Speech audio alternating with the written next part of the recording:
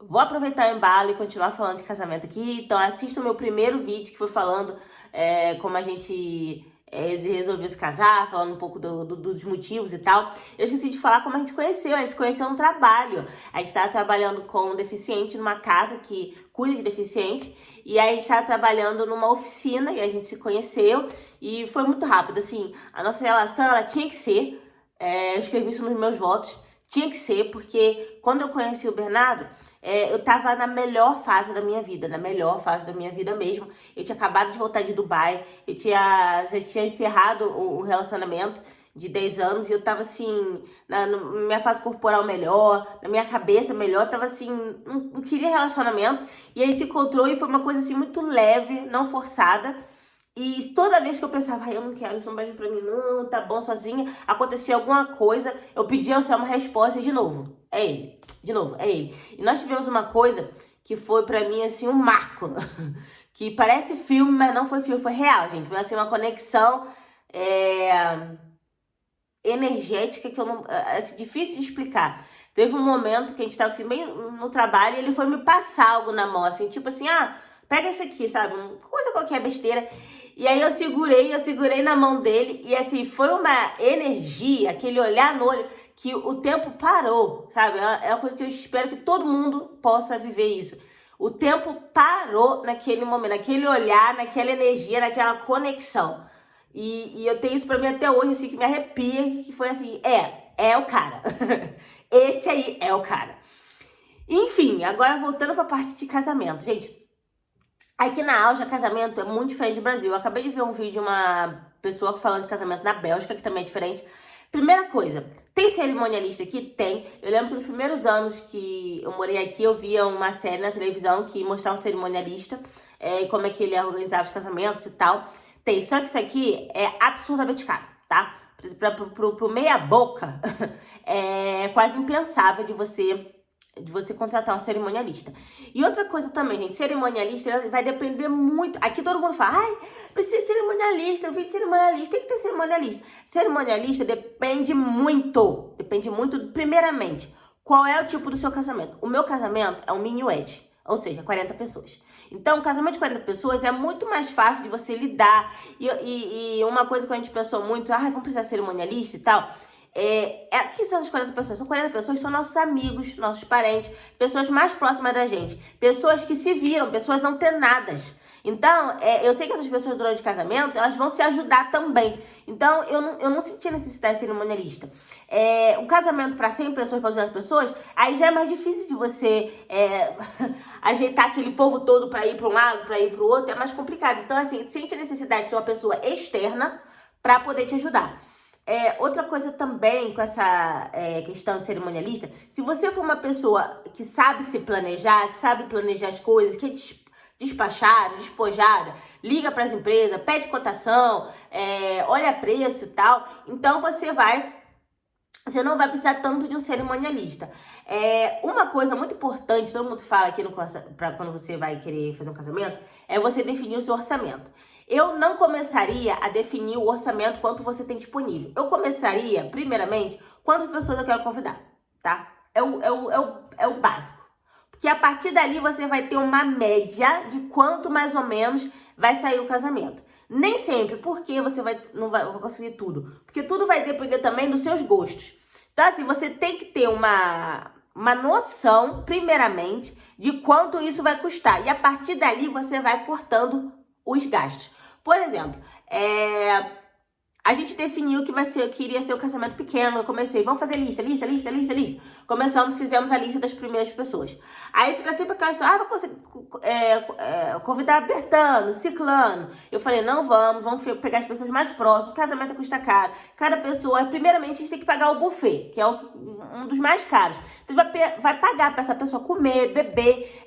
Sai um valor, a gente sabe quando a gente vai no restaurante, quanto mais ou menos a gente paga. Então, esse valor a gente vai pagar por cada pessoa. Mais ou menos. Pelo menos o buffet. Então, a gente decidiu uma lista. E começou com 25, que foi para 30. E dos 30 foi para 40. Quase chegou a 50, mas eu não deixei chegar a 50. Então, ficou nas 40 pessoas. Aí, a gente vai procurar local. Né? muitos locais aqui não aceitavam 40 pessoas só, tinha que ser no mínimo 70 pessoas, no mínimo 80 pessoas, no mínimo 100 pessoas. Então a gente já conseguiu cortar, né, um pouco dos locais, e aí aqueles locais que aceitavam as 40 pessoas eram locais de qualquer forma mais baratos. Então assim, se você quer um local com 100 pessoas, você já vai ver que o preço é mais elevado, tá? Aí achamos um local que comportava as 40 pessoas, é um local que comporta no máximo 80 pessoas. E aí, a partir daquilo, a gente vai ver outras coisas. Tem coisa, gente, que o valor realmente independe da quantidade de pessoas, praticamente. O seu vestido de noiva independe disso. O fotógrafo, mais ou menos, porque de repente ele vai levar uma segunda pessoa, um ajudante, ou não. E por aí vai. Então, assim, primeiramente, você tem que começar com a lista de convidados. É o número 1.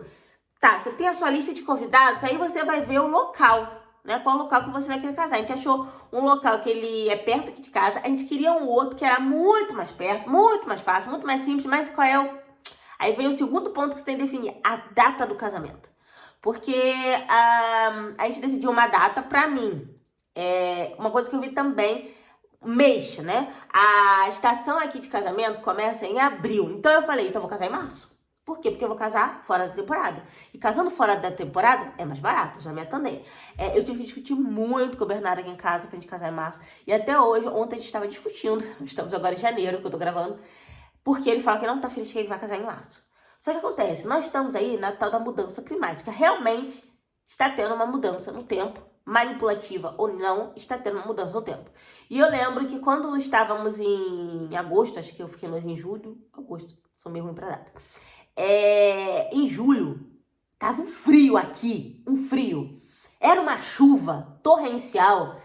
Eu tive que botar minha jaqueta quase de inverno de novo, de tão frio que tava em julho. Então eu falei pra ele, imagina as pessoas que resolveram casar em julho e agosto, porque é a época de verão aqui, a alta temporada, e pegaram um frio desse. Então assim, a gente não tem mais aquela coisa de tá calor, tá frio, por causa dessa maluca, dessa mudança climática. Então quando eu pensei em março de qualquer forma é fora da temporada, só que aí eu escolhi uma data que é depois da entrada da primavera. A primavera entra no dia 20 de março, então eu falei, o final de semana depois dia 23. Só que dia 23 é uma semana antes da Páscoa. Então tem muitos locais que estão fechados. Então o primeiro local que a gente pensou, que era mais perto aqui de casa, ele está fechado, está de férias, porque é férias antes da Páscoa. Então aí a gente começou a procurar, então nós achamos um outro local que ele em si, ele já tem uma decoração, ele tem um teto super decorado, ele era uma antiga estala, que eles resolveram transformar é uma fazenda, então assim, é um local onde tinha vacas e tal, assim, eu esqueci o nome do local em si. E eles reformaram para fazer festa, para fazer evento. Então assim, só o teto do local não precisa, dispensa decoração. Então eu falei, pô, já fechamos decoração. E uma coisa que era muito importante para mim é que o próprio local tivesse comida. Porque essa história de catering, de você ficar trazendo gente de outro local, dá moeme. Por quê? Falta às vezes prato, talher, toalha de mesa e tal. Eu falei, eu não quero essa preocupação. Não quero. Então assim, o local, ele tem as mesas, tem as cadeiras, toalhas de mesa, tem os talheres, tem os copos, tem a cozinha, comida. Tá? Muita gente fala que, olha, a comida é o mais importante do casamento. Você tem que ter comida boa. Claramente você tem que ter comida boa. Você tem que oferecer para os seus convidados uma boa comida. Mas, como eu já falei, você tem que saber qual é o estilo de casamento que você vai querer ter, quais são as pessoas que estão no seu casamento. As pessoas que estão no meu casamento, eu sei os gostos dela, que são igual aos meus, que são simples, não são pessoas chiques, refinadas. Então eu sei que se eu colocar uma comida muito refinada, muito parangandã, as pessoas não vão se sentir bem. Então vai ser uma comida tradicional austríaca, vão ter frios, vai ter uma parte quente, mas vai ser a comida tradicional da Áustria. É o schnitzel, que é o filé mignon empanado. Vai ter Schweinsbraten, que é a carne assada. Vai ter... Aí, a gente começa, gente, tem umas coisas assim. Dá uma dor de cabeça. Que as pessoas agora que estão inventando coisas para não comer, entendeu? O vegano, o vegetariano, o pessoal com problema de lactose, o pessoal com problema de glúten, como essa pessoa pensar nessas coisas. Então, assim, ela tinha tudo lá, fazia tudo. Eu falei, é essa. A gente pensou um pouquinho, mas o preço, assim, o local, vou falando já preço, só o aluguel do local, 800 euros. A comida por pessoa, Só a comida dava uns 20 euros. Bebida não alcoólica, já fazia um pacote para as pessoas, 5 euros. Até pensou se essa bebida não alcoólica a gente ia querer ou não, mas no final a gente falou, já que está tudo um preço muito bom, vamos botar a bebida alcoólica. E além de tudo, ela organizava os garçons. Eu acredito que o garçom vai ser o marido dela, o filho dela e tal. Então, pro garçom a gente tá pagando por hora, eu acho que 30 euros, né?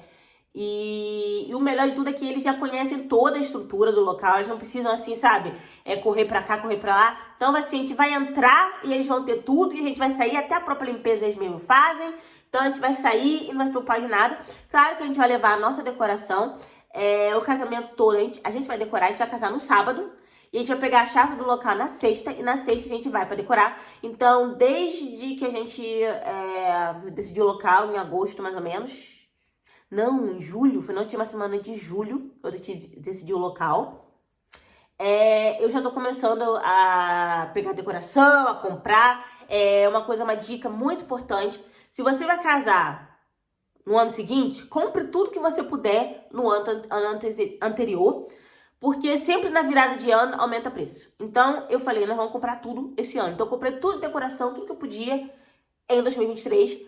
E eu separei em caixa. Agora eu tô no trabalho de abrir essas caixas, de separar. Porque vão ser praticamente 4 eventos que a gente vai ter no nosso casamento. Então, eu já tô separando a decoração. Vai ser uma decoração rústica. E 10 minutos de novo, então eu vou pular para um próximo vídeo. Pra continuar falando pra vocês qual é a ideia do casamento, a cor do casamento. E espero que vocês gostem, que tenham gostado do vídeo. Escrevam nos comentários se vocês estão gostando. E a gente se vê no próximo vídeo. Beijo, tchau. Joinha, joinha, joinha.